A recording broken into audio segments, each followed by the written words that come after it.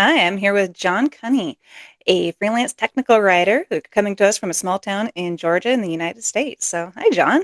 Hi, how's it going? Life is good. How did you get started in technical writing? Well, first of all, I've always had an interest in writing since I was 5 years old. Words, there was something about words that just fascinated me. I just was amazed at how, you can write something down and it can do anything, tell a story or give someone instructions on how to do things. But the thing about it is when I was in school, I didn't really pursue it as a career. I think didn't even bother to think of it as that way. When I graduated from high school, I went into the Air Force and I served as an aircraft armament system specialist. And while I was there, a lot of people were complimenting me about, my writing and the fact that I read all the time. And also, I had a very strong interest in creative writing. And after 11 years of serving in the military, I got out, and with a GI Bill in hand, I decided to go back to college and major in English. So I went to college at Fort Valley State University, which is also my father's alma mater and also my brother's alma mater. Family Family. tradition. Exactly. So I graduated with the intent of being the next best-selling novelist. But while I was out, I said, "Well, John, before you write that bestseller, how are you going to pay the bills?" I said, "Oh, gee." And all this time, I didn't think of it. So I went to an employment agency and I sat down with the recruiter, and she was asking me what kind of job would I like. And I said, "Well, I'm pretty much open to anything." And okay, well, let me take a look at your resume. So I gave her my resume, and the first thing she looked at was, "You have a degree in English?" And I said, "Yes, I do." "Oh, I know where I'm going to send you." I was still living at Fort Valley at the time, but we had a neighboring city called Warner Robins, Georgia, which also had an Air Force base. And there was a company there that specialized in manufacturing maintenance manuals for the Air Force. And they assigned me to that company where I worked as a proofreader. And that's when I first got introduced to a tech writer Hmm. because it was my job to proofread their work when they were done. Also to make sure that all the changes that were tasks for them to make sure that they were done. And they gave me a sheet, checklist, as you will, just to know what I had to check for. And it was my job to know everything they knew, proofread Hmm. it against that checklist and to approve or disapprove their work. After that, I was laid off and I got picked up by another company, similar business, and worked there if it's in the same capacity. And then after that, I went to another one. And then I was there for at least about 3 years. And then after that, I made the move to Alpharetta. Now, when I moved to Alpharetta, I put my resume online, and I kept getting phone calls from all these companies saying, "Hey, Mr. Kennedy, we think you'd be a great candidate for a tech writer." And I said, "Oh, no, I'm not a tech writer. I'm proofreader. I'm sorry, you got the wrong guy." Then another one would call me and said, "Oh, Mr. Kennedy, we saw your resume online. We think that you'd be a great tech writer." And I said, "No, I'm looking for a proofreader job. Sorry." But then General Dynamics called me and said the same thing. "Oh, Mr. Kennedy, we think you'd be a great tech writer for our company." I said, "Oh," but before I could tell them I'm a tech writer, they told me how much they were going to pay me, and it was a lot. I said, "Oh, yeah, yeah, I'm a tech writer." I said, "Oh, okay, well, we'll be in touch. We'll be in touch later to get your schedule and interview and everything, and we'll be in touch." I said, "Okay, okay." And then I hung up the phone and I said, why are these companies calling me and they see a tech writer when I see a proofreader? What does a tech writer do? So I said, let's do some research. Let's do an investigation. So I went and I bought a book called Tech Writing for Dummies. And I opened it and said, "Okay, what exactly does a tech writer do?" So I opened it to the first chapter and I said, "I did that." Opened it to the second chapter. I did that. I opened it to, I did that. I did this.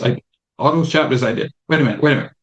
You mean I was a tech writer and I didn't even know it? Oh There's my probably a gosh. lesson in there about how other people sometimes see us more clearly than we see ourselves. Exactly. It's better if, sometimes it's better from the outside in instead of the inside out.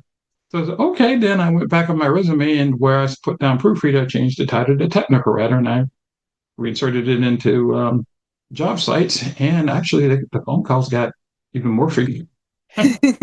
And Nice. finally, I landed a job as a freelancer for a power generation company. They hired me to review field technicians' technical reports on what they did when they did field testing for generators for data centers.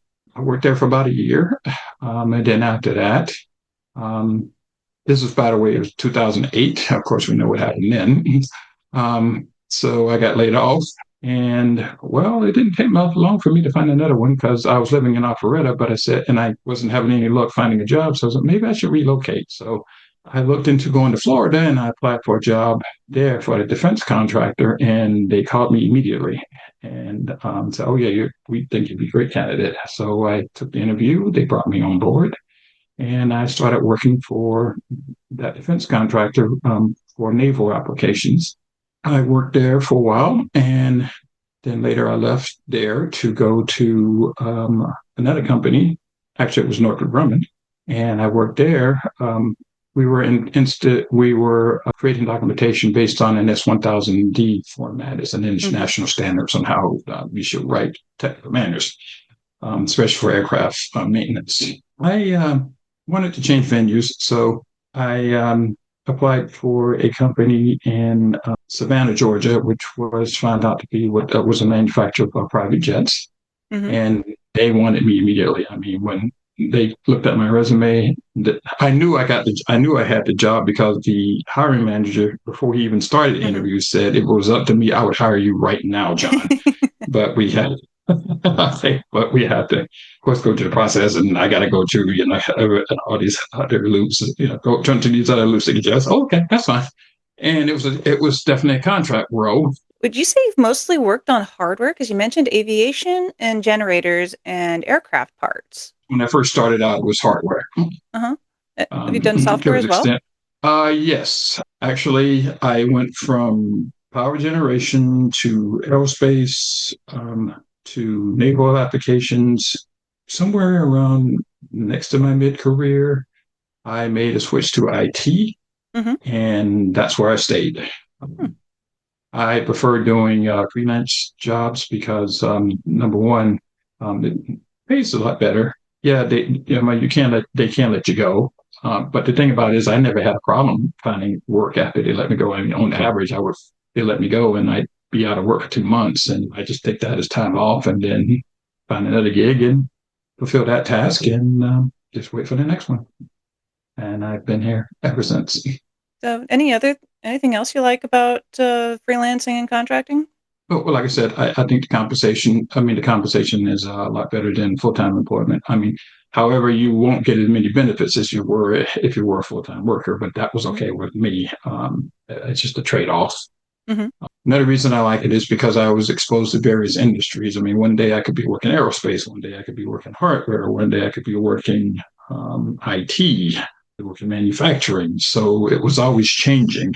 And I prefer it that way because it gives me a diverse experience so that if, a opportunity comes up saying, hey, we have this job where we need somebody who worked fintech. Well, hey, I did that. Or, hey, we need somebody who worked aerospace. Hey, I did that. Or we need somebody who worked at manufacturing. Oh, yeah, I did that a long time ago. So, and I think that's one of the reasons why I get a lot of hits from companies when they do a search on me on the job sites. Oh, we need somebody with fintech experience, and my name pops up. Or we need somebody with, and my name pops up. Also, like I said, more time off when you get up, when you're done Hmm. with a contract. I mean, I can afford to be without a job for like 2 months or so, or even longer than that. And I just take it easy. Hmm. It's a very, you get more of a work life balance, but well, you get a work life imbalance, but it's more towards leisure than it is towards work. So you can relax a lot more than you can work. I'm not saying I don't want to work. I do want to work, but Hmm. when you're off, I mean, your contract role is over. Well, you just wait. I mean, you got to find your next gig, Hmm. and well, just relax until you do. I mean, go on vacation, go to the beach. I go to the beach. I go travel. I do something while I'm working, but while I work for that next gig. So, you, you've mentioned aviation a few times. Do you think that your Air Force experience really helped you there? Like, talked to a few people who are interested in getting into the aviation industries, but They felt like they didn't really have a chance because they'd never really worked on aircraft or been aircraft mechanics or anything. It definitely had a contributing factor on defense contractors picking me up because yeah, you've got 11 years of Air Force experience, especially aircraft maintenance experience, which is one of the main. One of the main places where they put me, in publications is to work on those manuals. To be totally honest with you, I was there. I was in the Air Force for 11 years. I use these manuals all the time. I never Hmm. imagined that one day when I get out, I'll be the actual person who'll be writing the actual manuals that I was using. So that was definitely something that I listened to. Now, if you have no experience in aerospace or even military technical management, it's not really a big deal. And here's why. I'm pretty sure you're familiar with structured Hmm. authoring, HTML, right? Yes. All of those manuals are structured that way. Hmm. They highly rely on that form of software, primarily Arbitext. There's some other HTML types of software too. If you can master HTML, HTML or XML? I thought that Arbortext was like XML, a yeah, structured authoring XML tool, but I haven't used it before, so it could be totally wrong. XML, but they are based that way. Hmm. And but if you can show them that you've mastered that skill, they're going to focus on you very, very closely Hmm. because, like I said, they're highly dependent on that form of software. If you can somehow or another get your hands on Arbitex and learn how to take an Arbitex course and put that on your resume when you're done, that would stand out because they are, like I said, they are highly Hmm. dependent on that software. Also, get familiar with another regular writing style called Simplified Technical English. They are highly also relying on that as business rules. Also, get familiar with S1000D regulations. Now, I have to warn you, that is an awful big book. To we're talking, I think it's at least 300 pages or something like that. But trust me, you don't need to know the entire book. There's some basic things that you just need to know. And if you know those basic things, that'll get their attention as well. So it's not necessarily, you don't necessarily have to have aerospace experience, but if you have that HTML familiarization with S1000D and simplified technical English, you definitely have a chance of landing a job there. Nice. So you mentioned once that you enjoyed mentoring people. Can you tell me more about that? Well, first of all, my late father was a teacher. He taught for over 35 years, and he had a major impact on young people. He taught us as kids the importance of giving back. He spent more time with the students than he did with us, to be totally honest with you. But I'm speaking for myself here. It didn't really affect me. He did tell us about the importance of sharing with others. So I said, okay, fine. I'm going to share you with others. And he definitely had a major impact on young people, especially kids that didn't have fathers to look up to. Because I think that was one of the things that we were unique around where I live is we actually had a father, while a lot of other families didn't. So I said, okay, well, I'll let you be the father for someone else. So I just said, I'll just share the father. When I got to the point where my freelancing was getting, I was just things on top of my game. I said, well, I think it's time for me to just give back and see if I can help others who want to break into this biz as well. So I'll be on LinkedIn sometimes, and sometimes somebody will say, hey, I need some help. I just got out of college. I need some advice on how to get a job in tech writing. Can someone give me a hand? One person in particular I helped, she asked for help, and I found out why she couldn't find a job. She had great writing samples, excellent writing samples, but her resume was not good. So what I did was offer to write it for her, and I gave it back to her. I said, I think this is what you need to find a job. And I wasn't making things up. I was just saying, look at those bullet points. Does all those things apply to you? If they do, leave them in there. If they don't, take them out. Hmm. And so that's what she did. And so she put it back out there she put it back on the job sites and stuff. And she got an interview within, I think, 2 weeks and eventually landed a job within, I think, a month. That means the word to me. And I've also helped other people, especially there was another young lady who I helped who was trying to make the transition from teaching to technical writing. And Hmm. once again, same thing. Her resume was needed improvement. So I did it again, gave it to her, and she found a job. So Awesome. um, I just, like I said, I just believe in giving back. I Hmm. know, young people these days, they got a lot, they got a lot of challenging things in, this lifetime, and as a person who's, got some life experience, I just want to be here to help. Yeah, and that's how we met because I was I was really frustrated trying to build my website, and so you reached out and we walked through your website and you kind of gave me some pointers there, and that was really helpful. I'm actually got my website mocked out based largely on your advice and getting the content ready for it. What would you tell people about putting yourself online and having an online presence, whether it's a website or portfolio or anything else?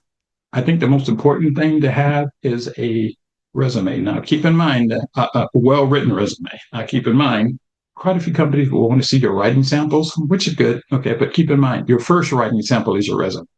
Yes. Now, I was in the position where I was actually hiring tech writers when I was working for that power company, and I got a lot of submissions, and 80% of those resumes I threw in the garbage because they were not written properly. They had tons of errors. This is one person who actually submitted a resume, and he gave me his job title, the company he worked for, but he didn't give me any bullet points of what he did in that company. So Oh yeah, I that hate was it when garbage. that.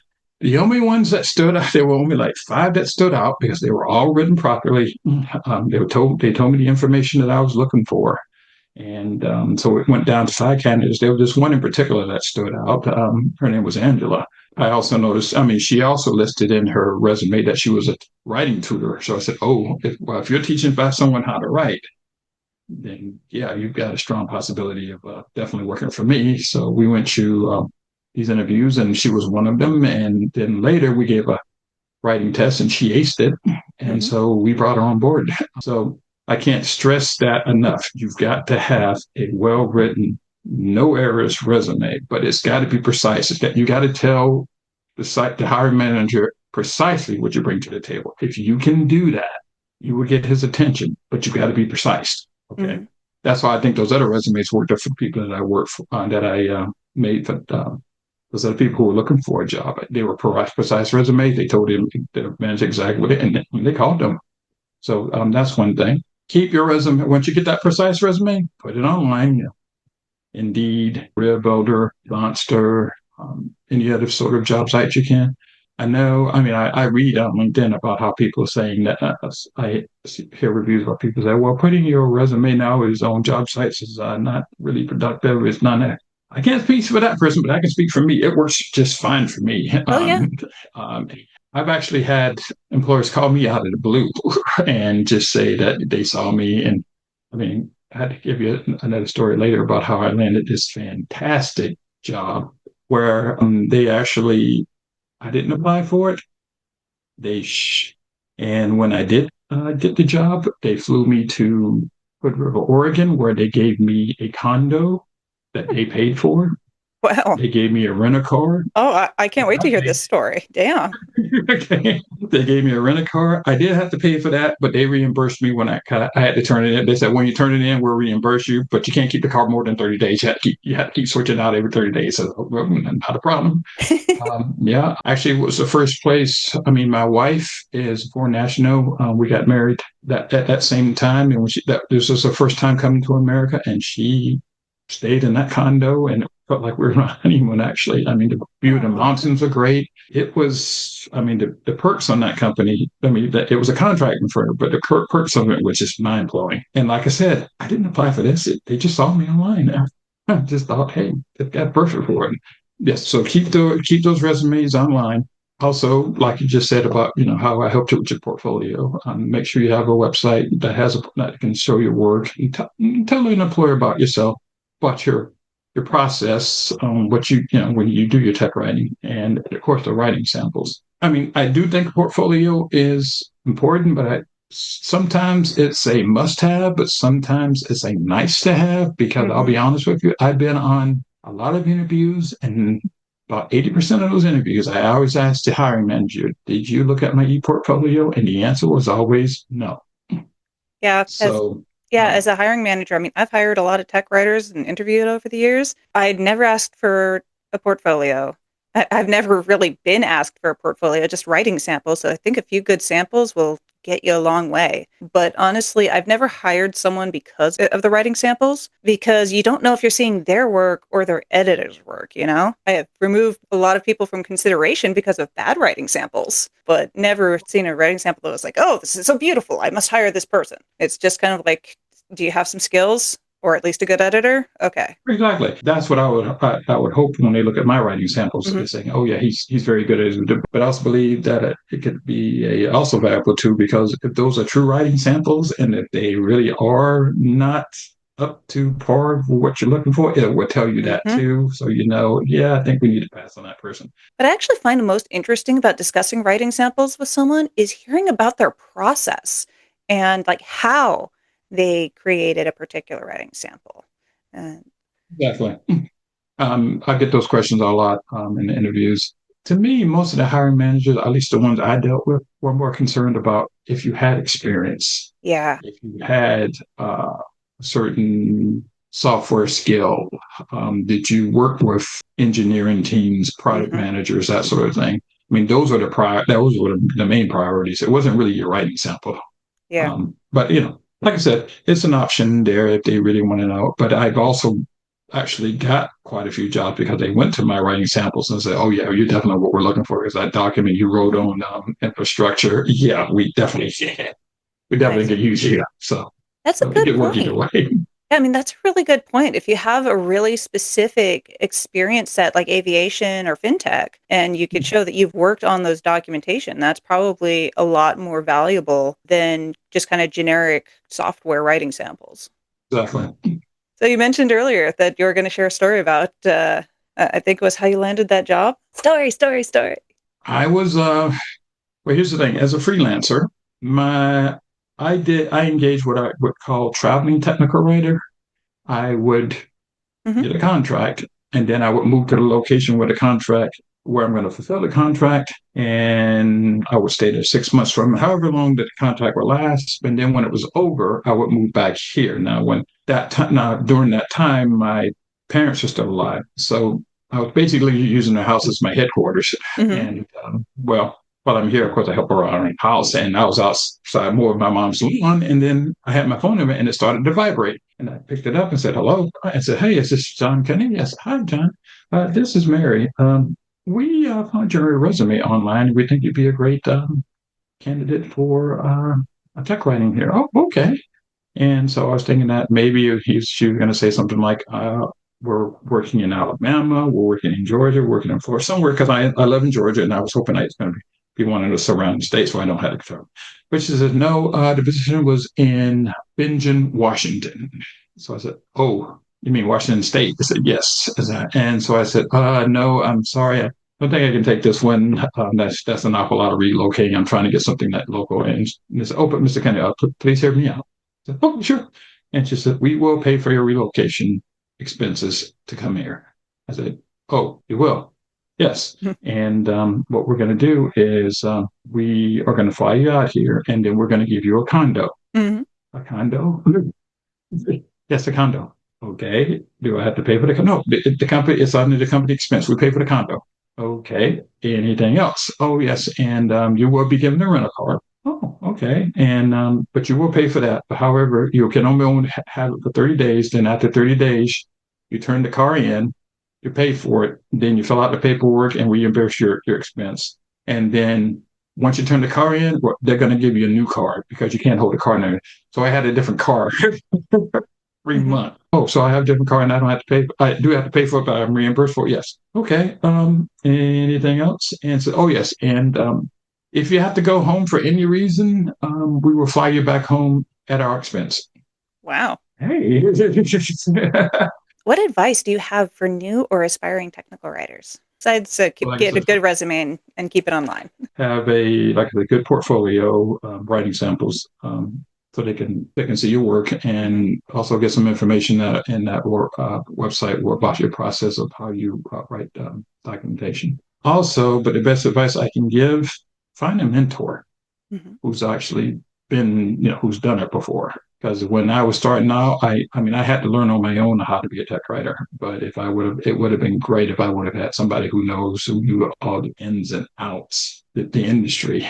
So I'd like to try to be that for someone, especially for young people who are looking to break into this industry. So I say, hey, if you need advice, just give me a call, and hey, I'll tell you what you need to do. But I think that's the best I can give. I've also given what I think of as the talk to new grads who like, okay, here's what to expect. Consider contract work because it's really good. It's a great experience. And Exactly. here's what to think about when someone talks to you about rate. Here's some negotiating tips.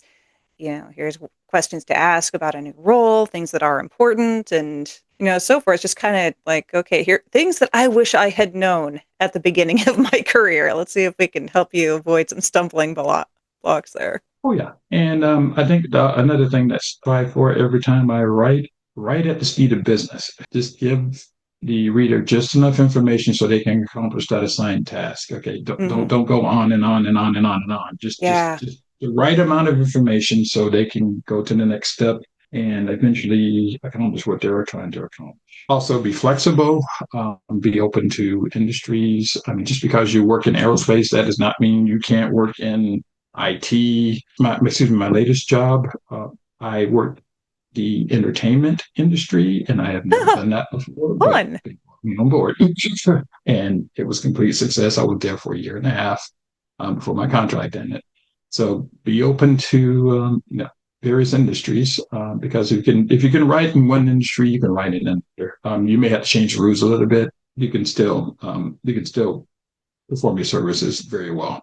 Yeah, what I like to say is good writing, wherever you are. Exactly. Well, I like the quote from Stephen King. He said, which is another thing that I base my writing philosophy on. He says, "Don't focus on being a great writer. Just concentrate on being a good one because you just need to be good. That's all. You don't have to be phenomenal. You don't have to be mind blowing. Just be good at writing, and your readers will see that, and you will be able to communicate very effectively."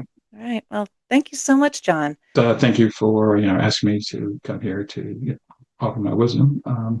I just, if anything, I want I want people who are just starting out to just learn from what I what I've said. If you see me on LinkedIn and you need advice, you can get a hold of me. I'll be more than happy to tell you what you need to know.